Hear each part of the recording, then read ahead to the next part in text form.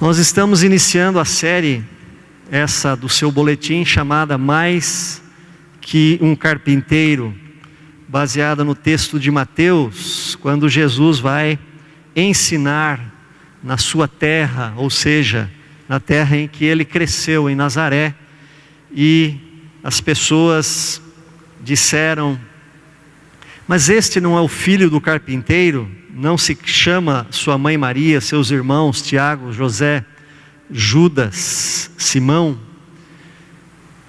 E talvez esta seja a maior necessidade dos seres humanos, ou melhor, esta é a maior necessidade do ser humano: saber exatamente que Jesus não foi um simples carpinteiro, que ele não foi o simples filho de Maria, que não foi o simples filho de José, que ele não foi simplesmente um ser humano, mas ele foi 100% homem e 100% Deus.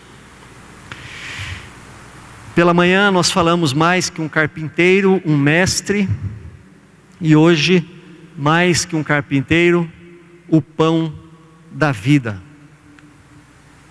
Aproveitando esse domingo de Santa Ceia, onde comeremos o pão e beberemos o cálice.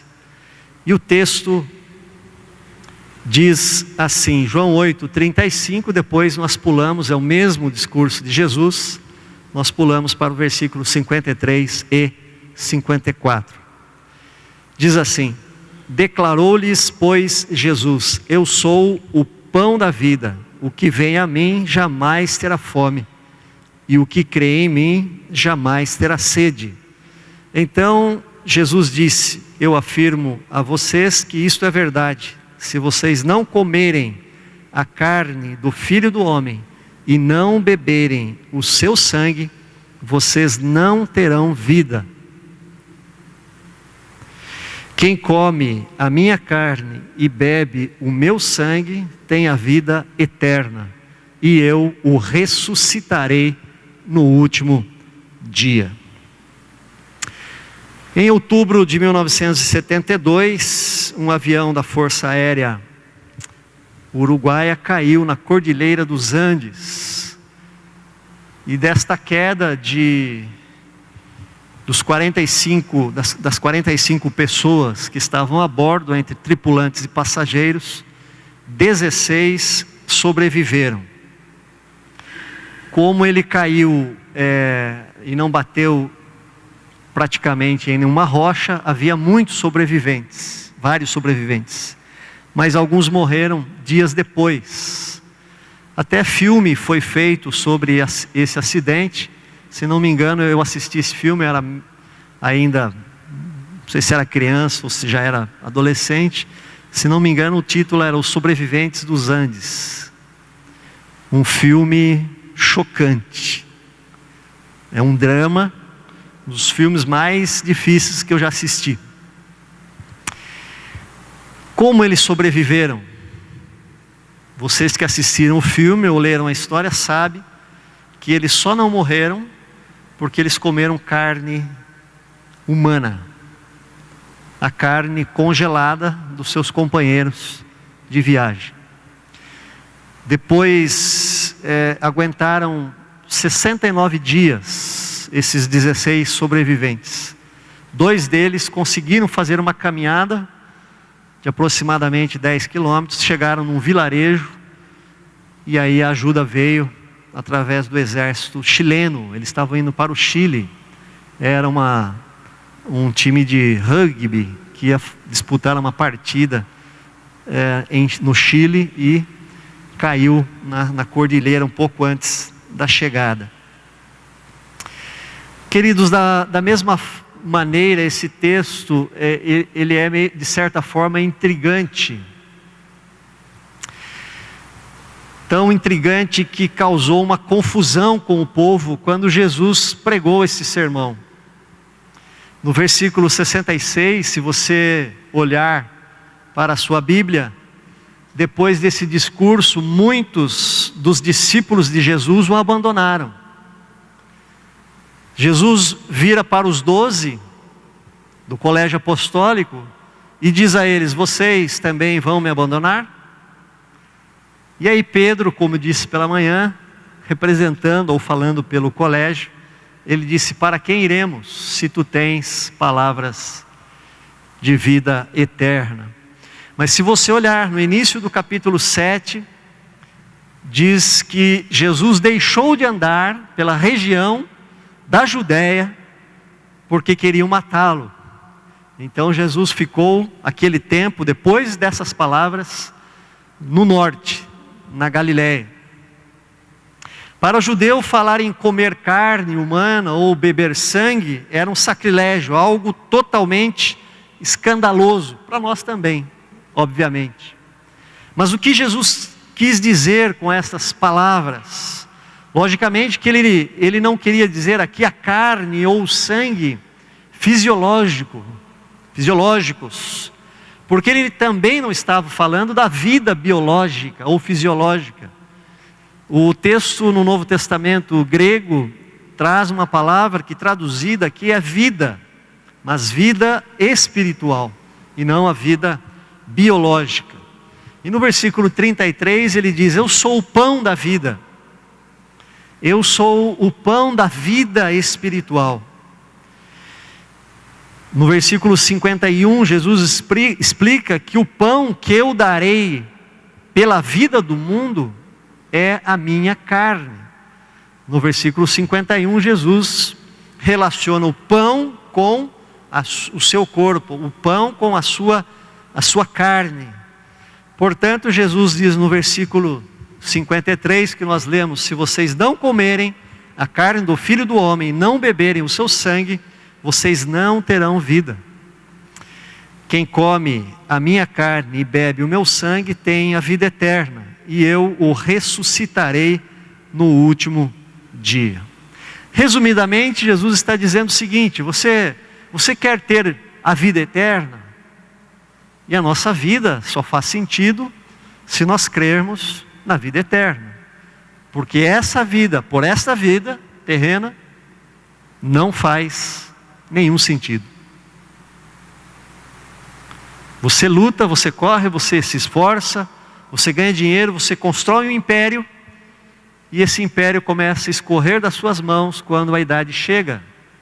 Ele não compra a juventude, ele não compra a saúde, ele não compra a eternidade, e ele não alarga o teu caixão quando você morre e não dá para colocar todos os seus bens. Portanto, a vida terrena sem a esperança da ressurreição não faz absolutamente nenhum sentido.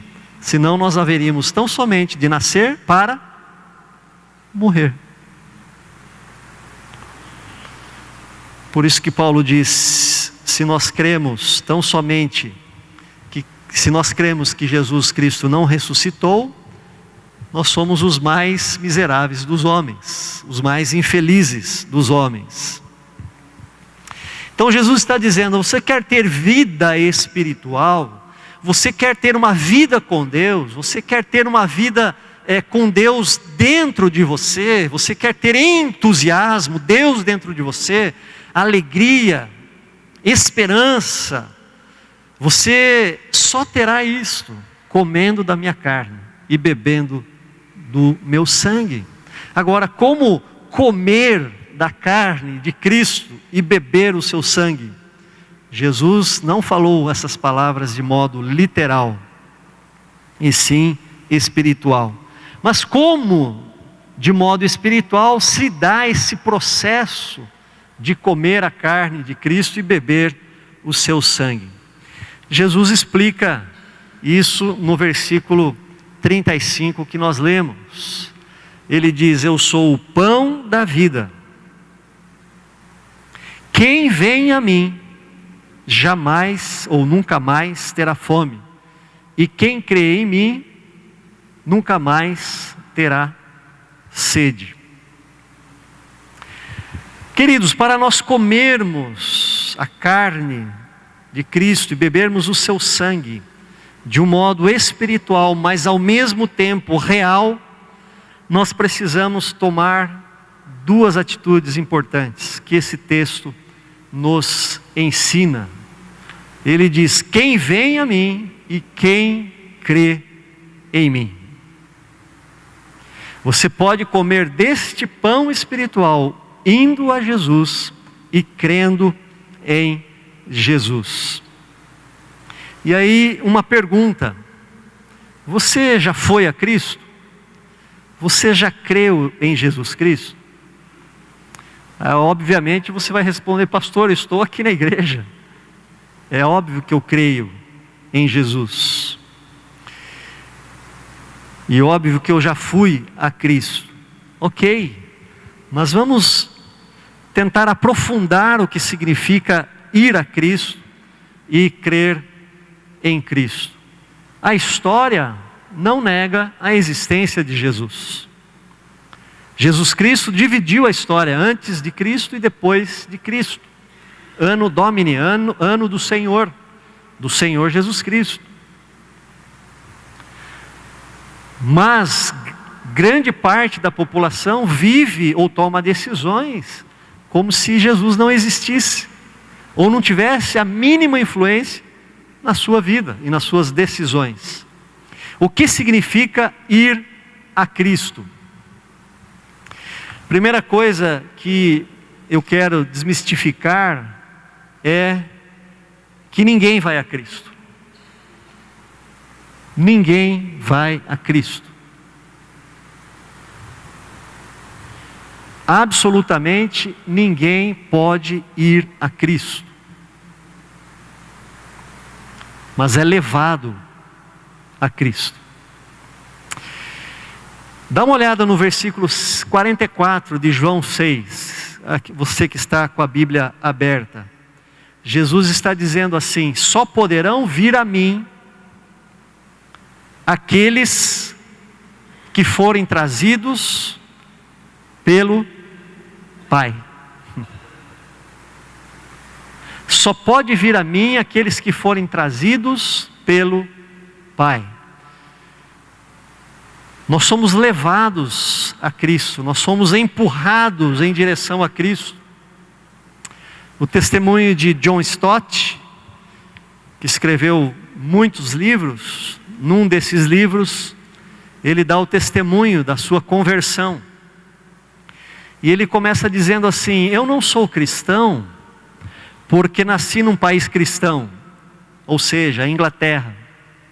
Eu não sou cristão porque os meus pais eram cristãos, porque na Inglaterra também tem pessoas não cristãs. Nem tampouco eu sou cristão porque estudei num colégio cristão. E aí, queridos, ele fala algo contundente. Ele diz: nem tão somente eu sou cristão porque um dia eu aceitei Jesus, entreguei a minha vida a Ele. E ele diz: eu sou cristão porque o cão de caça do céu me perseguiu, me dominou, me persuadiu, me amou, me atraiu a Ele. Ou seja, ninguém vai a Cristo se o Pai não o conduzir. E é interessante que Jesus tem uma promessa: aqueles que o Pai me deu, em João 10, 28, aqueles que o Pai me deu, ninguém pode os arrebatar da minha mão. Ah, que maravilha, que maravilha. Aqueles que vão a Cristo pela sua própria força, sucumbem no meio do caminho, desanimam, desistem, porque são movidos por interesses egoístas, por necessidades próprias, por necessidades passageiras. São aqueles que querem a bênção de Deus, mas não o Deus da bênção. Estão atrás da bênção, estão atrás das necessidades, mas não estão verdadeiramente atrás de Jesus.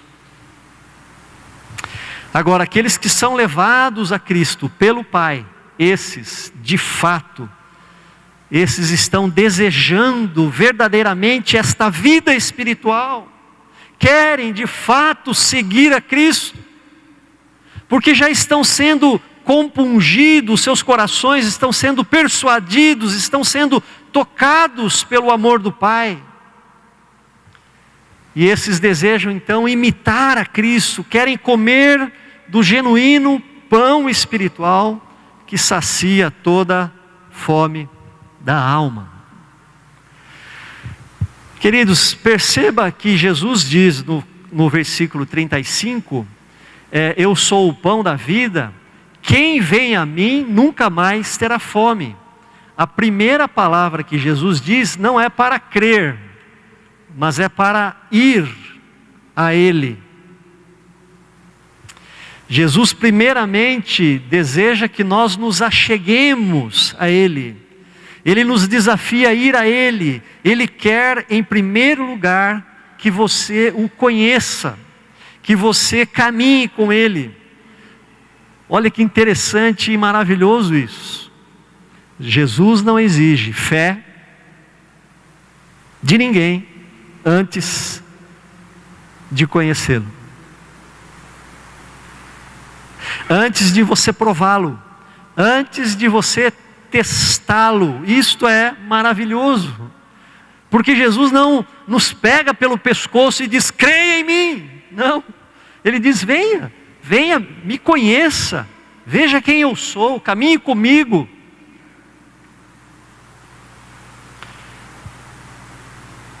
Ele não força. Jesus não quer você o seguindo ou você crendo nele tão somente para que você fuja da condenação do inferno.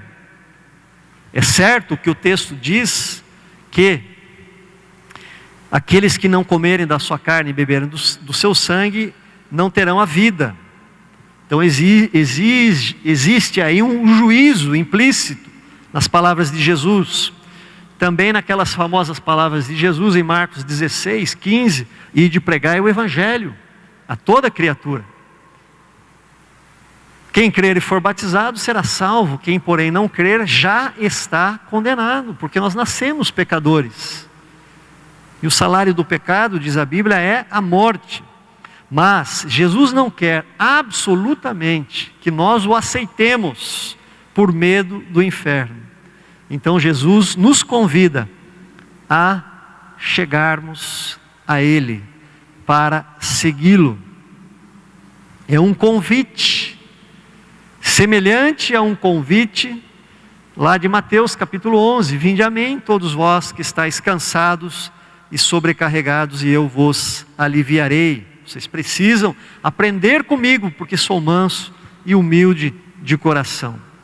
Semelhantemente, Jesus em João 8 diz, eu sou a luz do mundo, quem me segue nunca andará na escuridão. Ele não diz quem crê em mim, ele diz quem me segue não andará na escuridão. Portanto, o primeiro convite de Jesus para nós não é crer nele, mas é ir a Ele para conhecê-lo e para ver quem de fato Ele é, para prová-lo, para experimentá-lo, para ver de fato se nós haveremos de crer.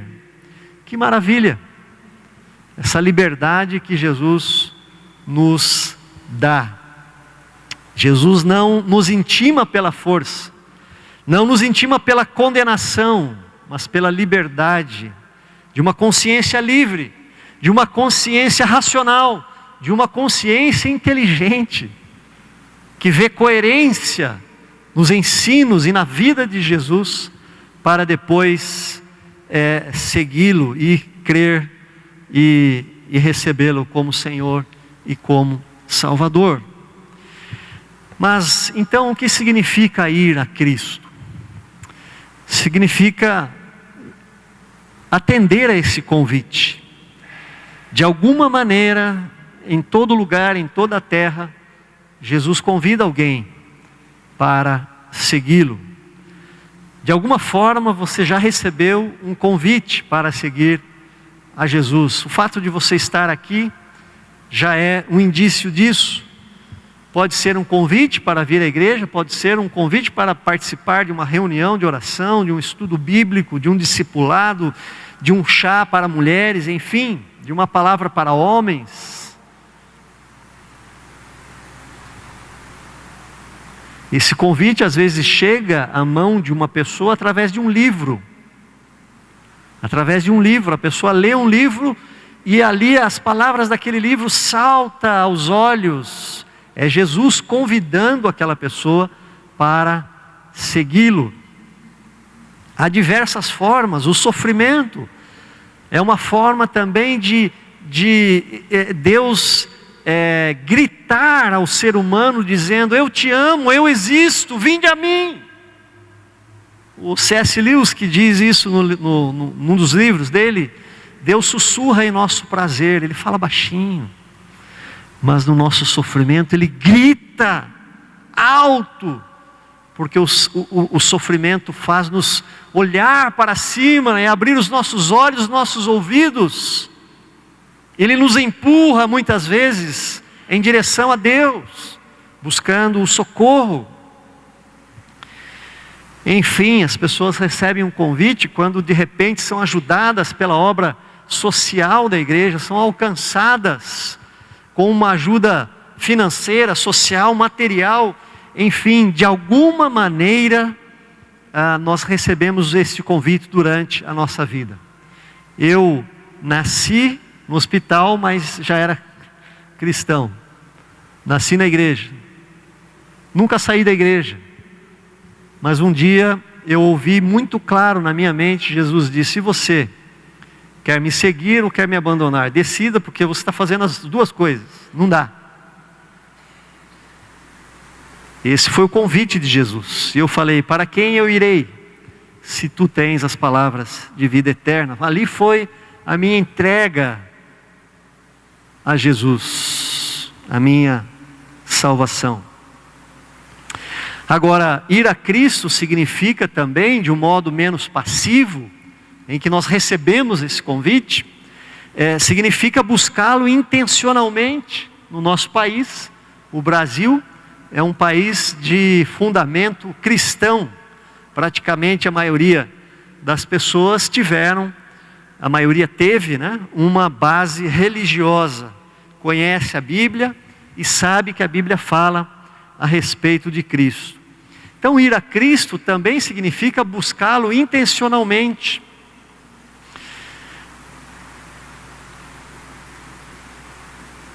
Aqui me faz lembrar agora aquela passagem de Atos do eunuco que viera adorar em Jerusalém e voltava para a Etiópia. Estava lendo a Bíblia dos judeus, a nossa Bíblia, o Antigo Testamento. E o Espírito Santo conduz Filipe para encostar naquela carruagem. E Filipe pergunta: o que você está lendo? Estou lendo o profeta Isaías. Você entende? Ele diz: eu não entendo. Como vou entender se alguém não me explicar? Já havia no coração daquele etíope uma busca intencional pelo Deus da vida. E aí muitas vezes você passa a ler a Bíblia, a estudar a Bíblia, conhecer, buscar a Deus através dela. Ir a Cristo significa você dar abertura a Jesus. A semelhança de Pedro, quando Jesus pregava na praia, apertado pela multidão lá no mar da Galileia, Jesus toma um barco, era o barco de Pedro, e se afasta um pouco da margem para poder continuar falando. E Pedro, ele dá aquela abertura para Jesus. Poxa, ele está usando o meu barco, olha só, que negócio é esse? Mas Pedro permite, deu abertura. Pedro ouviu as palavras de Jesus, Pedro creu, Pedro prostrou-se perante Jesus, e Pedro finalmente largou as redes e seguiu a Jesus. Ele deu essa abertura, e dá-nos a entender ali que ele não conhecia Jesus, mas ele permitiu esta ação de Jesus no seu barco. Ele deu esta abertura. Então, ir a Cristo significa, primeiramente, dar essa abertura. E às vezes só o sofrimento faz com que nós abramos o nosso coração, com que nós tenhamos interesse para ver o que Jesus tem a dizer, sendo Ele um dos grandes mestres da história da humanidade. Para nós, o maior deles, o incomparável. Portanto, só podem comer da carne de Jesus e beber do seu sangue para ter vida aqueles que vão a Ele. Você tem buscado, você tem ido a Cristo. O segundo passo para comer e beber o sangue de Cristo é crer nele. Você sabe o que significa crer em Cristo? Crer em Cristo, amado, é muito mais do que acreditar que Ele existiu. É muito mais do que saber da sua história. É muito mais do que saber dos seus ensinamentos. É muito mais do que acreditar que de fato Ele é o Cristo, o Messias, o Filho de Deus.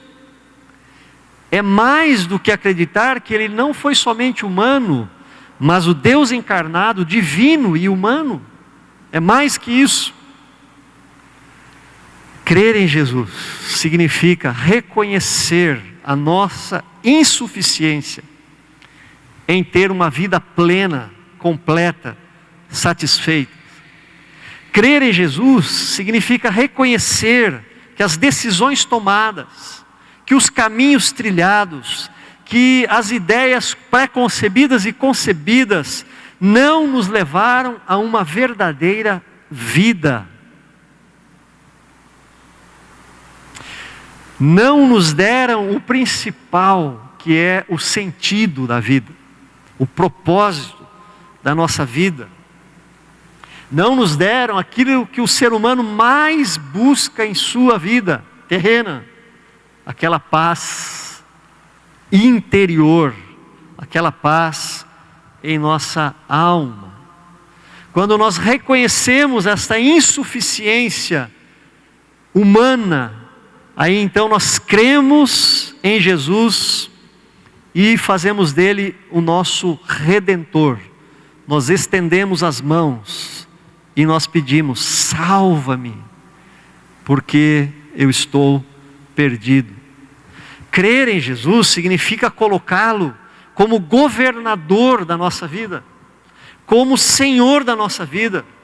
Crer em Jesus significa abrir mão do comando da nossa vida, da tentativa de salvá-la, e deixar que Cristo nos conduza.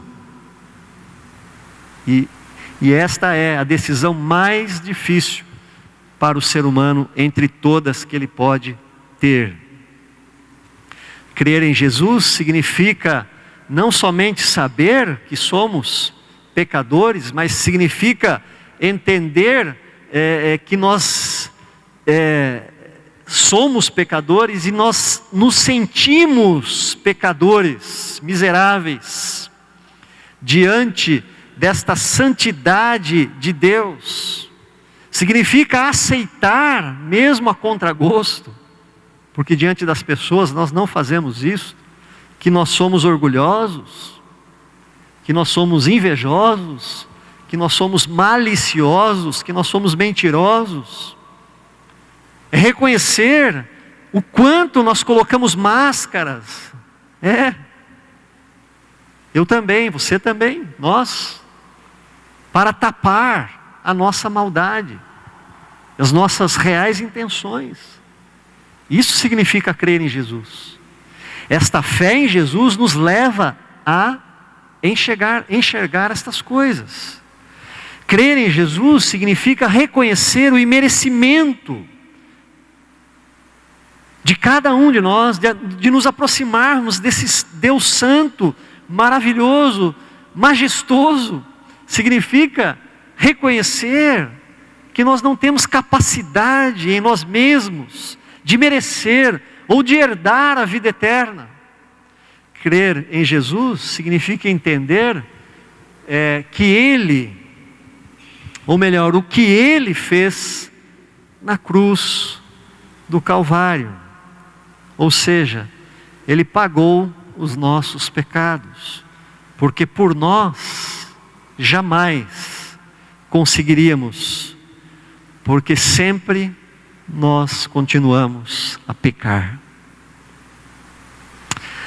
A nossa bondade perante Deus e a grandeza e a sublimidade de Deus, o profeta Isaías diz que é como um trapo de imundícia, mal cheiroso, que só presta para ser jogado fora. Crer em Jesus é aceitar que não é aquilo que fazemos que nos leva para o céu, mas é aquilo que Jesus Cristo fez, ou que Deus fez através de Jesus. Crer em Jesus é permitir que Ele seja o nosso advogado, o nosso defensor e o nosso Salvador.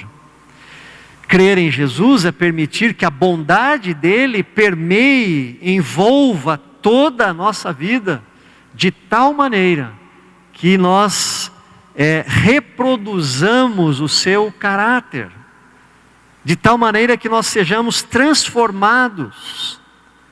Crer em Jesus significa permitir que Ele cresça dentro de nós e que nós diminuamos, que nós não tenhamos a pretensão de ser grandes, mas de fazer Cristo grande dentro de nós. Crer em Jesus significa crucificar, matar, sepultar a velha natureza, o velho homem arrogante, o velho homem cheio de merecimentos, e deixar que Cristo faça nascer em nós um novo homem, uma nova mulher, um novo ser, agora não carnal, mas um ser espiritual. Crer em Jesus é declarar, e não somente declarar, mas viver. Viver quando você está no seu trabalho, quando você é confrontado, quando é você passado para trás, quando você é ultrajado. É você declarar, mas também viver as palavras do apóstolo Paulo: eu estou crucificado com Cristo, vivo não mais eu, mas Cristo vive em mim. Queridos, crer em Jesus, resumindo, é tirar o eu do trono, o ego, e colocar Cristo no centro para nos governar, de maneira que Cristo seja o Rei da nossa vida. Tudo isso e mais ainda significa crer em Jesus. Agora eu volto à pergunta. Depois dessa explanação toda, você já creu em Jesus? Agora você sabe o que significa crer. Crer significa tomar essas atitudes. E eu quero concluir. Quem come a minha carne e bebe o meu sangue tem a vida eterna, e eu o ressuscitarei no último dia. Queridos, aí está o segredo: comer da carne de Cristo para ter vida, e beber do sangue de Cristo para ter a verdadeira vida. Significa viver em Cristo, significa estar unido com Cristo. Por isso mesmo, Jesus também faz a alusão à videira verdadeira, dizendo que Ele é a parreira, Ele é a árvore, Ele é a videira. Deus é o agricultor e nós somos os ramos, e todo ramo que está ligado na videira dá muita uva, dá muito fruto, tem vida em si, tem vida espiritual, porque tem a vida de Deus correndo em si mesmo. Essa noite eu te desafio, se você precisa desta vida plena. A vida biológica eu sei que você tem, porque você está aqui. O morto não poderia vir andando até a igreja. Mas eu estou dizendo desta vida abundante, vida de paz. Por exemplo, você quer um exemplo prático? Você tem medo de morrer? Se nós temos esta vida de Cristo e a convicção e a certeza da vida eterna, nós podemos afirmar como Paulo: para mim o morrer é lucro e o viver é Cristo. Porque estar com Cristo é incomparavelmente melhor. E Paulo tinha o desejo de morrer, sabia? Mas ele não era suicida. Mas ele queria tanto estar na presença de Cristo, que ele desejava partir dessa vida. Isto é convicção de fé. É ter a vida em si, essa vida de Cristo. E para que você na prática esteja unido com Cristo, 2 passos: vá a Ele, caminhe com Ele, conheça-o melhor, e depois, conhecendo Jesus, certamente você irá crer nele, você irá entregar a sua vida a Ele, você irá confiar nele, e assim Ele se torna então o seu Salvador. Eu sou o pão da vida, quem vem a mim nunca mais terá fome, quem crê em mim nunca mais terá sede. Ele está falando de fome e de sede. Ele está falando de carne, fome, e de sangue, sede. Ele é o pão da vida. Muito mais do que um carpinteiro, Jesus é o pão da vida. Quem nesta noite quer ir a Jesus? Quem nesta noite precisa de Jesus? Talvez haja alguém aqui nesta noite que já correu bastante. Correu atrás da alegria, da satisfação, da completude, do propósito, da felicidade, da paz. Já correu, mas se cansou, porque não encontrou. Já percebeu que a vida controlada por nós mesmos é um desastre. Já se frustrou buscando a realização pelo dinheiro, a realização pelo prazer, a realização pelo trabalho, pelas farras, pelas viagens, ou até mesmo pelo casamento, ou até mesmo pelos filhos. Já se frustrou confiando em si mesmo, na sua inteligência, na sua juventude, na sua força. E aí chegou à conclusão de que é frágil e pequeno. Frágil e pequeno.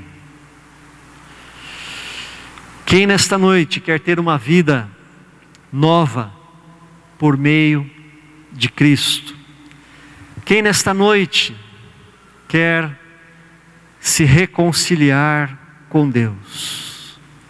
Quero dizer para você com toda certeza que há na minha mente e em meu coração: Deus te ama.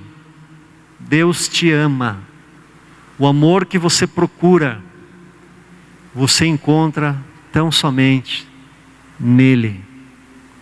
O amor humano, seja do marido, seja da mulher, seja dos filhos, não preenche a maior necessidade do ser humano, de amar a Deus sobre todas as coisas, que é o primeiro mandamento. Deus te ama. Ele é um Pai amoroso. E sabe qual é o maior desejo de Deus? É receber você de braços abertos, independente daquilo que você fez, ou independente do lugar em que hoje você se encontra. Receber você de braços abertos e dizer: seja bem-vindo de volta ao teu verdadeiro lar. Como o pai, na parábola do filho pródigo, depois que o filho fez todas aquelas coisas, de longe ele enxergou o filho e, correndo ao seu encontro, o abraçou, colocou o anel no dedo, significando a filiação, mandando dar um banho, colocando uma roupa e matando um boi para fazer um churrasco, porque aquele filho estava morto e reviveu. Quem nesta noite quer reconciliar-se com o Pai? Quem nessa noite quer ter esta entrega de fato e de verdade a Jesus? Talvez seja o teu dia, e você pode dizer: Jesus, eu preciso de Ti.